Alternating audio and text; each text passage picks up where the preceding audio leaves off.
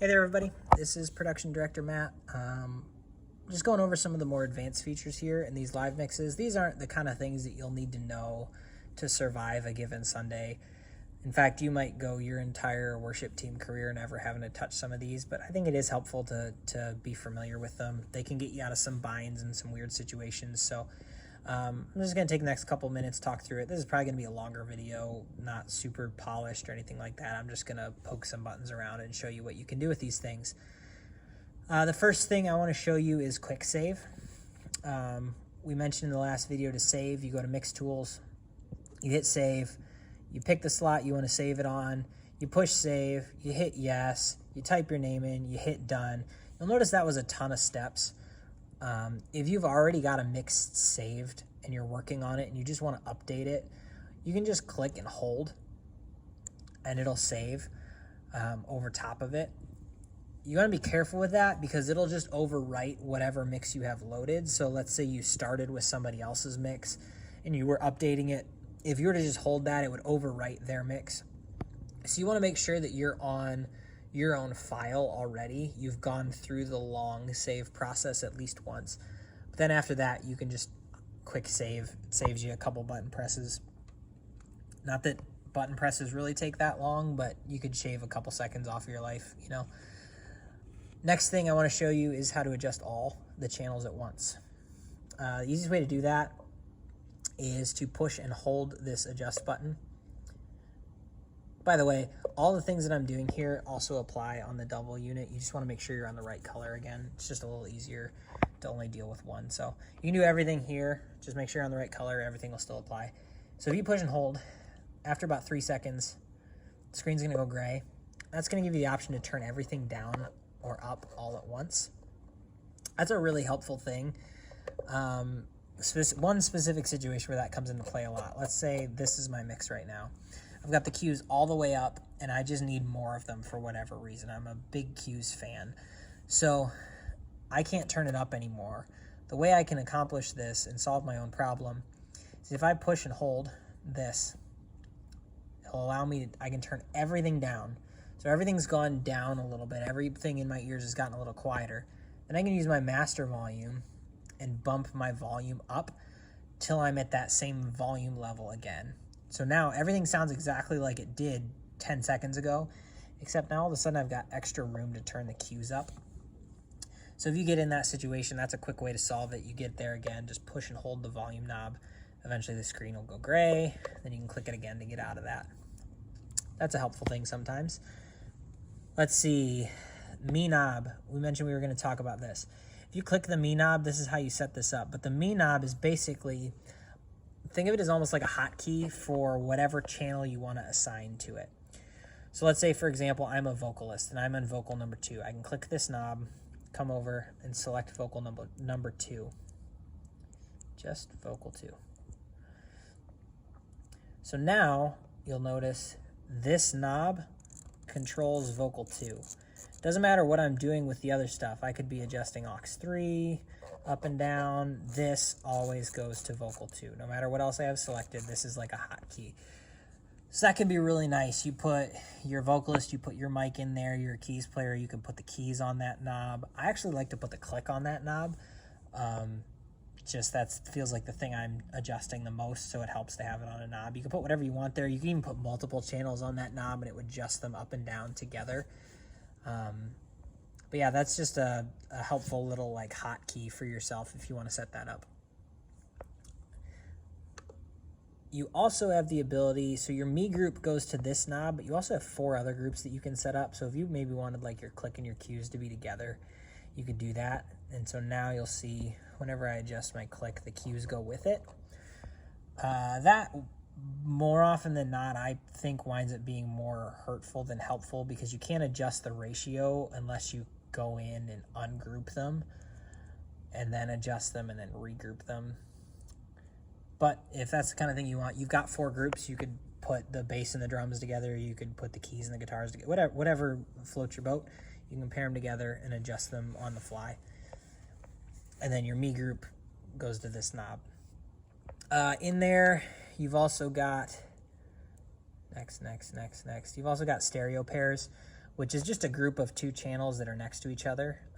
We've already got all the stereo pairs set up, so you shouldn't have to adjust with that, but if you wanted to create some more, you could, or undo some of them that are in there, you can do it from that menu too. So that's the Me group. That's a really helpful, cool little trick. Let's see. What else is there? Accessory channels. So there's 24 channels. We've got the 2 pages. We talked about that in the first video. And then the accessory channels, you've got 4 other things here. This first one is an ambient mic. These boxes have a little microphone here in the front that picks up the noise around the box. And this is the level control for that. That can be really nice. It puts some room noise into your headphones, which makes it feel a little bit less like you're in a bubble that's all completely sealed off when you got both headphones in. It can also be really nice during rehearsal because if someone's talking, that mic will pick them up and you'll hear it in your headphones. So you don't have to take your headphones out to hear other people talking. The downside to that is if you happen to be next to something really loud like the drums, all you're going to hear in that mic is drums. So, and in fact, you might even overload that mic and you'll get that really like harsh, distorted sound. It's probably that mic overloading. We ran into that at the Henrietta campus. Our subwoofers actually overloaded those mics pretty frequently. So we would have to run with those mics completely down. It was kind of a bummer. They were nice to have, but it wound up being too difficult to keep up with. So that's there. You can play around with it if you want. I like it.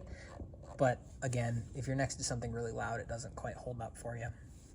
Next is the intercom. Intercom's really cool. This allows me to talk to anybody, to everyone else through the live mixes. The way you get to that, push and hold this button. And what it's going to do, that mic is going to pick up my voice and broadcast it to everyone else's ears. So if you're in rehearsal and you've got a question and you got to yell at Nate or something, you can just push and hold and holler and we'll all be able to hear it in our ears. On the double unit, it's these buttons you just push and hold. So you touch and hold and you'll notice that rectangle pops up to tell you that you're on the intercom. This is the adjustment level for how loud that is. So if someone's talking and you want to turn them up or down in the intercom, you can do it there. Next is the aux input. These have an aux input on them. We don't ever use it for anything. It's not worth messing with. But if you wanted to plug your iPod in and listen to it through this, I don't know why you'd ever want to do that, but you could. It's right there. There's a metronome built into these two. We obviously use the metronome in Ableton, so you don't need this. You'll want to make sure that's down. But it is there. It's a cool feature, but we don't use it. Let's see. Mix tools. Let's talk about local mix options. There's some cool stuff in here. If you pop over to these two, we talked about adjusting all channels. That's this knob. And then the group, that's this knob. You push and hold to get to those. You can also adjust them through this menu if you want. I just think it's easier to remember to push the knobs in.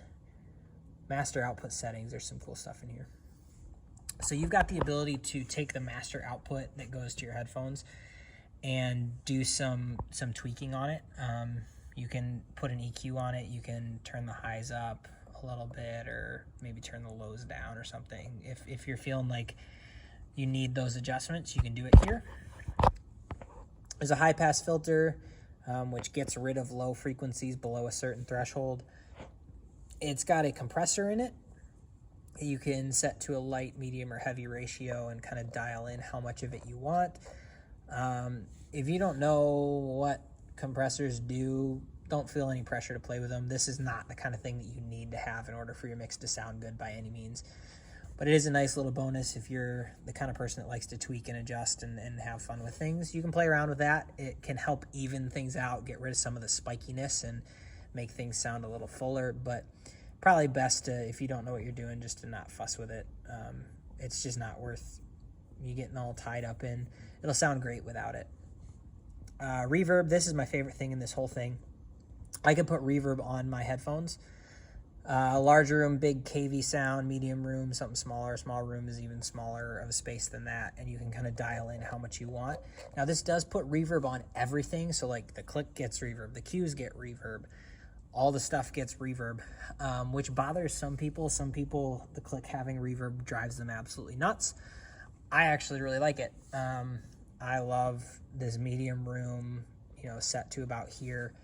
Just creates some space, and again, helps to keep it from feeling like I'm inside a bubble when I've got both of my headphones in. I really like this. I have it on all the time when I'm using them. You may or may not like it. Feel free to play around with it though. Last are some settings here in master output. If you need to be mono, you can convert over to a mono signal. I wouldn't recommend doing that unless you have a really good reason to. Stereo is the way to go, man, I'm telling you. This volume limit is really cool. You can back this down. And what this does is it basically sets how high your master can go. So you can see I can't go any higher than that limit. So that can be really helpful. You can kind of set that to like as loud as you possibly want to go. And then if you accidentally bump this knob or something, you don't blow your ears out because it's set at, you've basically set how loud the device can get. That's a really good safety feature, worth playing around with. The peak limiter, I would just say if you don't know what a peak limiter is, just leave it off.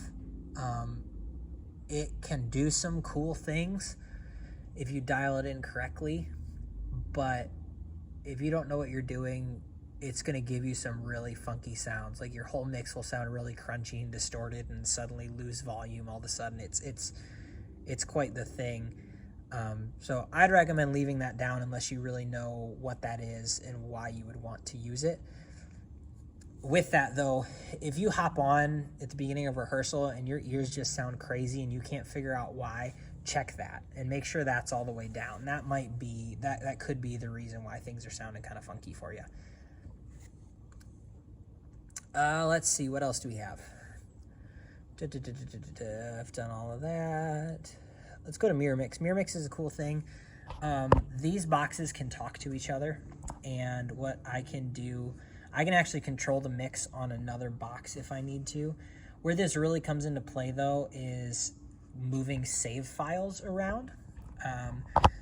So you'll need to know which port you're on, which is kind of tricky. You can get to it from here. So this is port 2A, this is port 1A, this one's port 1B. We might put stickers on these that tell you what port they're plugged into. But what you can do, you can go into LiveMix, and I can pick which port I want to mix. So for example, 1B is the red side of that mixer over there. I can click that and then go into LiveMix, and it gives me a lot of different options. The one that you'll probably use the most is push saved mix. What I can do, I can click that. Push save mix, there we go. And it brings up my save files on this box. And I can go over to, like, say for example, if I'm saved in 24, I can send mix 20, the save file here over to this mixer. You select it, you push select mix. Now this side of this mixer has the mix from this box. That's really helpful for like your vocalists, like your vocal 1 in a given week and then the next week your vocal 3 or something, and you need to move your mix over. You can send it to your new mixer. Or you play keys and guitar and you want to bounce back and forth between the two and keep your mix with you, you can do that. The other thing you can also do, in the back of these there's a USB. Nope, it's in the front of these ones, it's in the back of these ones. You can get a flash drive, doesn't have to be huge, like a little 2 or 4 gig flash drive, and plug it into the back. And when you go into save, you'll see more options here to actually save it onto the USB drive. So you can save your mix onto a flash drive, keep that with you, and then whichever position you're playing the next week, you can just plug it in, load it off that flash drive, and have it there. So that's kind of neat. Cool way to bring your mix around. Theoretically, you could save a mix at the Webster campus and load it up here at the Rochester campus. That might be weird because their channels might be laid out differently than ours, but you could maybe do that. That'd be pretty cool if you could.